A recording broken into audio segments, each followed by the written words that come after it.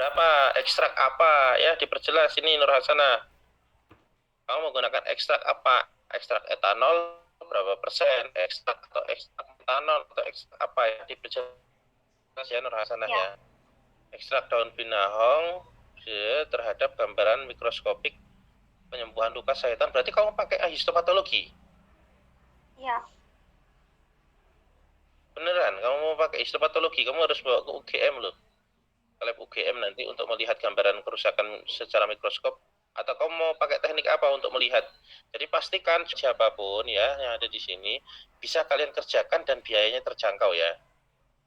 Jangan sampai nanti kalian ganti judul ya karena tidak bisa kalian lakukan atau biayanya terlalu mahal, repot ya. Jadi kalau ini, kamu gimana?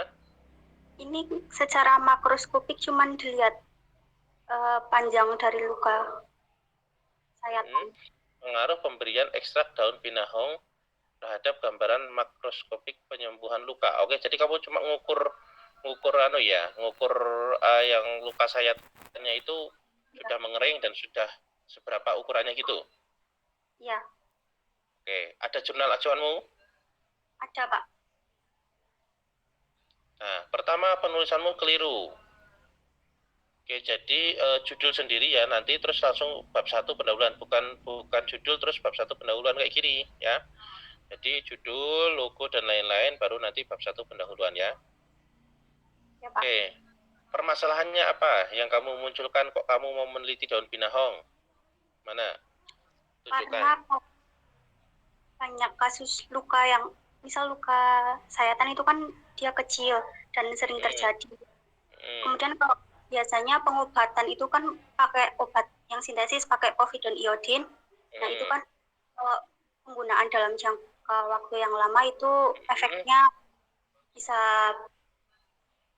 Nah, munculkan mana kata-kata efek samping povidone iodin?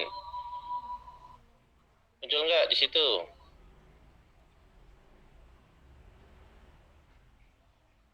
Nah, kalau belum, munculkan.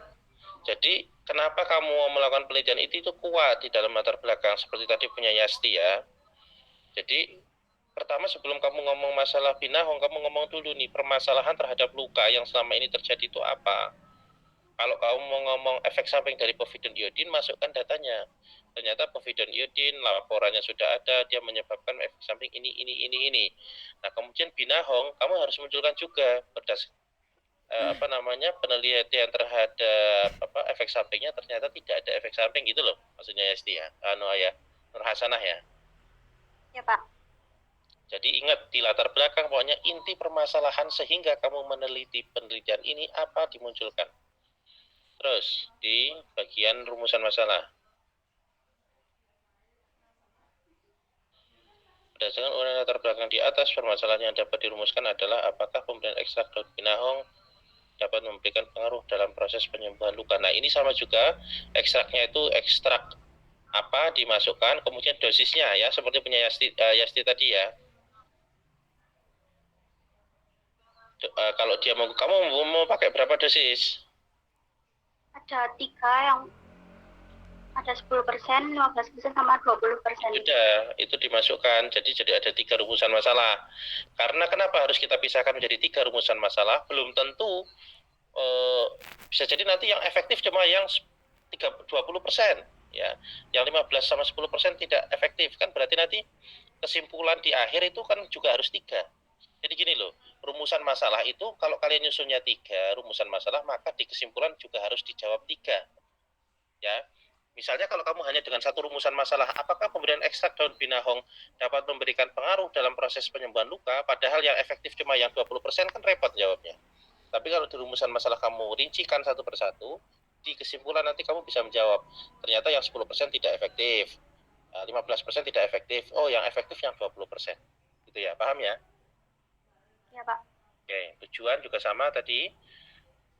Tujuan dan rumusan harus matching termasuk dengan manfaat. Berarti kalau rumusan masalahnya ada 3, tujuannya juga harus 3, manfaatnya juga ya. Terus saya bab 2 tinjauan pustaka. Oh ya, ini ya. Deskripsi binahong. Yang kamu masukkan di bab 2 apa aja? Deskripsi binahong, klasifikasi, morfologi, Terus? kemudian kandungan, Terus? kemudian ekstrak binahong, Terus? maserasi, kemudian di screening fitokimia. Oke, maserasi dimasukkan ya. Ya. Ya, berarti kamu tekniknya pakai maserasi punya Yasti tadi juga harus dimasukkan metode ekstraksinya ya Yasti ya. Apakah kamu pakai maserasi, perkolasi dan lain-lain? Baik, Pak. Terus? Kemudian luka, ada deskripsi, klasifikasi luka, penyembuhan luka, faktor yang mempengaruhi, dan ada hewan ujinya menggunakan wajib. Terus kamu teknik analisisnya, teknik analisis pengukuran luka, masukkan itu. Iya, Pak. Metode yang akan kamu gunakan untuk pengukuran luka ya. Termasuk punya Yasti tadi, metode yang akan digunakan untuk mengukur kadar kolesterol dimasukkan ya di bab 2. Oke, itu aja ya berarti ya. Pak. Oke, ya. Kerangka konsep itu kalau di buku panduannya Stikes di awal apa di akhir? Di akhir bab 2 apa di awal bab 2? Harusnya di akhir ya, kayak punya Yasti tadi itu harusnya. Jadi ketika dia membahas teori macam-macam baru di situ kerangka konsep penelitian. Nah, harusnya kayak gitu. Oke, saya rasa cukup dua aja ya. Barangkali next time yang mau presentasi silahkan siapa, berarti misalnya bukan Nur Hasanah sama bukan Yasti, berarti presentasinya sejak bab 1 sampai bab 3 ya. Nah, tapi kalau misalnya yang minggu depan mau lanjut yang presentasi Yasti sama Nur Hasanah ya tetap disampaikan ya PR-nya kemarin, latar belakang sudah ditambahkan ini, kemudian bab 2 sudah ditambahkan, kemudian baru masuk ke bab 3. Oke, itu aja.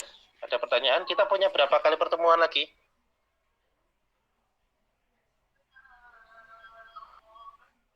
Masih ada berapa pertemuan lagi kita? 2 kali, Pak. 2 kali ya, oke. Berarti masih cukup lah untuk membahas metode penelitian ya. Jadi nanti kalau proposal itu kan hanya sampai metode ya. Bab 3. Oke, ini berarti setelah ini udah bagus, ini udah harus bisa daftar judulnya. Oke, gitu aja. Terima kasih atas perhatiannya. Saya akhiri ya. Assalamualaikum warahmatullahi wabarakatuh.